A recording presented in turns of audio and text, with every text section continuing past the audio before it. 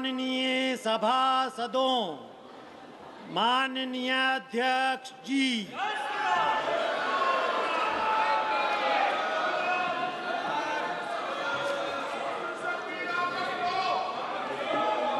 Item number 20, 21 और 22।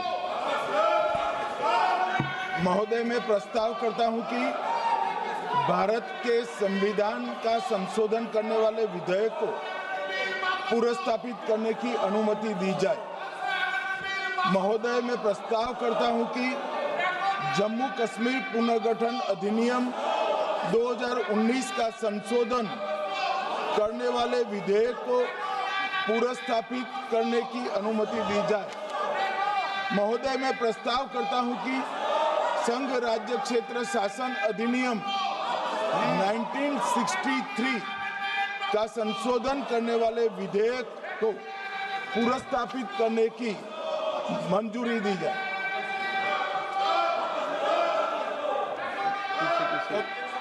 कर दिया। श्री असाउद्दीन ओवैसी जी। Sir, I stand to oppose the introduction of J&K Reorganization Amendment Bill 2025, Union Territories Amendment Bill 2025, and the Constitution 130 Amendment Bill 2025, sir. Sir, this violates principle of separation of powers, due process, undermines the right of the people to elect a government. Sir, it gives executive agencies a free run to become judge and jury executioner based on flimsy allegations, suspicions, sir.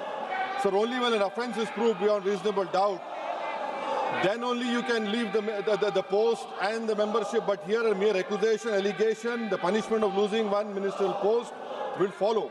Sir, Parliament democracy's chief ministers and ministers can only be removed through true means. First, executive prime minister can recommend their removal if the council of ministers lose confidence of the legislature. Now this bill would empower the unelected executive bureaucracy to play the role of legislature. Sir, it undermines representative parliament democracy. This amendment would leave the minister and CM at the mercy of executive agencies. The severity of the amendment is not only in the fact that one loses their position if they are arrested, but even if they are detained. Detention and administrative action doesn't require offence to be made. Sir, the chief minister will not be able to accountable people. I want to know from the Honourable Home Minister, as he read Article 74(1), which says that the Council of Ministers headed by the Prime Minister to aid and advise the President, who shall, in exercise of his function, act in accordance with such advice. Now, this bill clearly violates 74(1). Sir, this is the 1933 Gestapo when Gestapo was found in Germany. This government is hell-bent on creating a police state. This will be a death knell and leash an elected government, sir. Indian Constitution is being amended to turn this country into a police state. BNS 152, the Home Minister promised in this House that sedition would not be used. Section 316, Section 9 of BNS, PMLA Section 4, all these can be used to destabilize an elected government, sir. That is why I oppose the introduction of all these three bills. This is nothing but creating a Gestapo to ensure that our democracy does not survive. And may I tell the Honourable Home Minister, despite his promise on BNS 152, 152 has been used against a senior journalist, Siddharth Vardhan, Assam also. That is why I oppose this introduction of three bills, sir. Thank you. Tiwari. Speaker, sir, I rise to oppose the introduction of these three bills under Rule 70(1) of the Rules of Procedure and Conduct of Business in the Lok Sabha. This bill is squarely destructive of the basic structure of the Constitution. अध्यक्ष महोदय, भारत का संविधान का जो मूलभूत ढांचा है वो ये कहता है कि कानून का राज होना चाहिए. There should be rule of law. और उस rule of law, कानून के राज की बुनियाद है कि आप बेगुनाह हैं जब तक आपका गुनाह साबित नहीं किया जाता. You are innocent until proven guilty. This bill stands that fundamental maxim of jurisprudence on its head. It makes an investigating officer the boss of the Prime Minister of India. The second ground on which I oppose this bill, it violates Article 21 the due process clause, FIR, arrest, charge sheet, and even framing of charge does not in any manner substantiate guilt. In fact, you plead not guilty only after charges are framed against you. This bill turns the fundamental jurisprudence of Article 21 on its head. Number 3, it distorts parliamentary democracy, which is again basic structure, by displacing will of the people through mere custody, bereft of judicial determination. अध्यक्ष जी, ये बहुत ही संवेदनशील विधेयक है. मेरे 2 बिंदु और हैं, मुझे कृपया. ओके. चौथा, on the fourth ground is it opens. Please माननीय सदस्य, आप नियम 72 के तहत विरोध कर रहे हैं. अध्यक्ष जी बिल्कुल. जब कभी बिल आपका सदन में आए, जब आप डिटेल में चर्चा करते हैं. अध्यक्ष जी, अभी नियम 72 के विरोध के बाद सारांश बोलने की परमिशन दिए. जो रूल 72 है वो 2 चीज कहता है. एक लेजिस्लेटिव कॉम्पिटेंस, एक general opposition of the bill, जिसकी स्वीकृति आप दे सकते हैं. और क्योंकि ये इतना संवेदनशील विधेयक है, मैं आपसे ये विनती करता हूं इसके ऊपर पूरी चर्चा कराई जाए. मेरे सिर्फ 2 बिंदु और हैं. दिस बिल, मिस्टर स्पीकर से एक मिनट. आपने कानूनन बात की, तो कानून ये भी है कि 72 उसके बाद भी अलाउ करता हूं, लेकिन संक्षिप्त में. बिल्कुल संक्षिप्त में अध्यक्ष जी. आपको डिटेल में चर्चा मेरे सिर्फ 2 बिंदु और हैं. This bill opens the door for political misuse by instrumentalities of the state whose arbitrary conduct has been repeatedly frowned upon by the Supreme Court. And finally, it throws all existing constitutional safeguards to the winds. Collective responsibility, judicial review, no confidence motion, and disqualification and conviction.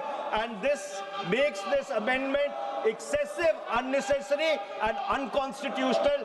इसलिए मैं इन तीनों विधेयकों का पुरजोर विरोध करता हूं और गृह मंत्री से मैं ये आग्रह करना चाहता हूं कि ये तीनों विधेयकों को वापस लिया जाए.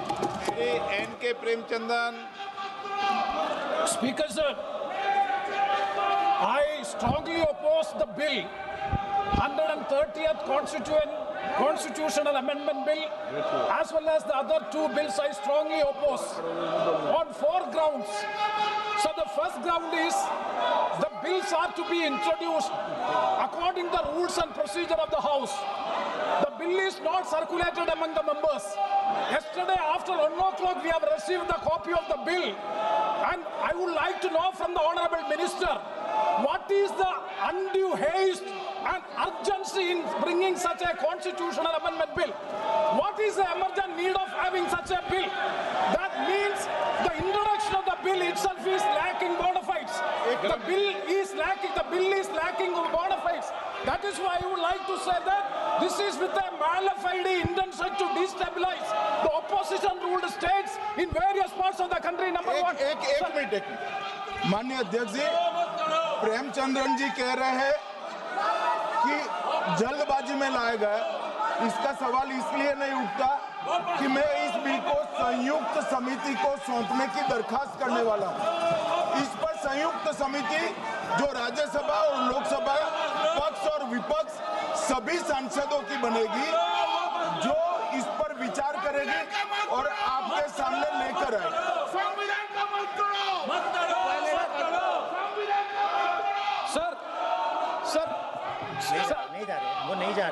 Sir, I do agree with the Honourable Minister, but at the same time, the members are having the right to oppose the bill at the time of introduction. This is the legitimate constitutional right of each and every member to oppose the bill at the time of introduction of the bill. That is being contained. That is the problem which I am trying to say. And the second one is that is disqualification. Shri Venugopal.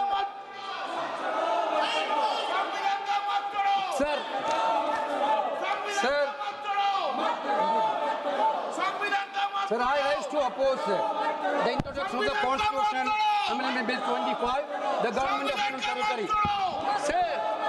Sir, this bill is to sabotage the federal system of this country.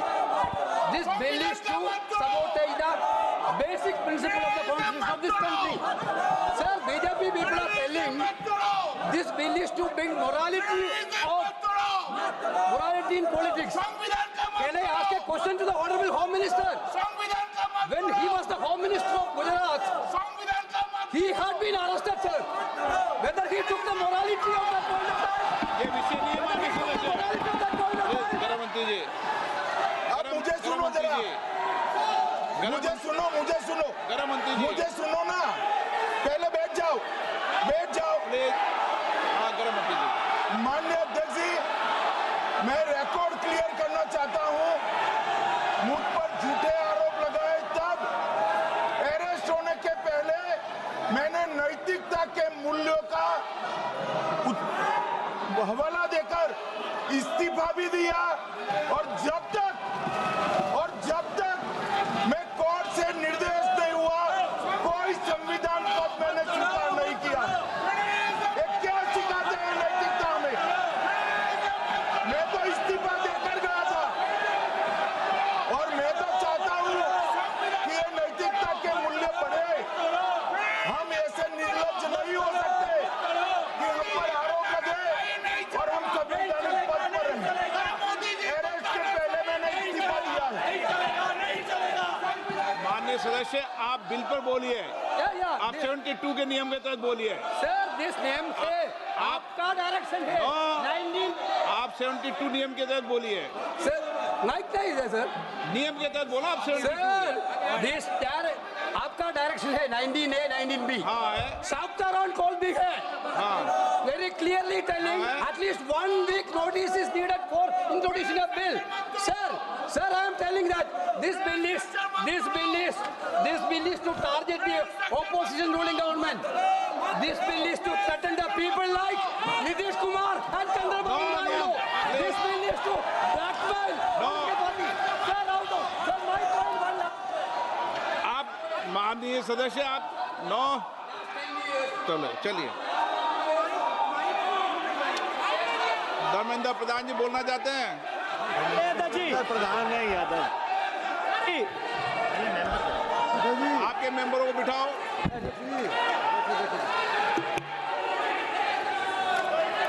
धन्यवाद अध्यक्ष जी। मैं ये जो तीनों के तीनों विधेयक आए हैं, संविधान का 130वां संशोधन विधेयक 2025, 1 मिनट, संघ राज्य विधेयक, देश देख रहा है आपको। संघ राज्य शासन विधेयक नैतिकता के बिल का 2025, विरोध कर रहे हो। जम्मू ये देश कश्मीर देख रहा है। पुनर्गठन विधेयक 2025, इन तीनों का माननीय अध्यक्ष जी अपनी पार्टी, अपने नेता आदरणीय अखिलेश जी की ओर से पुरजोर विरोध करता हूं। और विरोध इसलिए करता हूं माननीय गृह मंत्री जी, बहुत नैतिकता की बातें कर रहे हैं आपने भाषण दिए थे चक्की पी सिंह महाराष्ट्र में, जिनको लेके डिप्टी सीएम बना के घूम रहे हैं आप। इसलिए अध्यक्ष जी, मैं इस मौके पर कहता हूं, ये बिल संविधान विरोधी, मूल अधिकार विरोधी, न्याय विरोधी।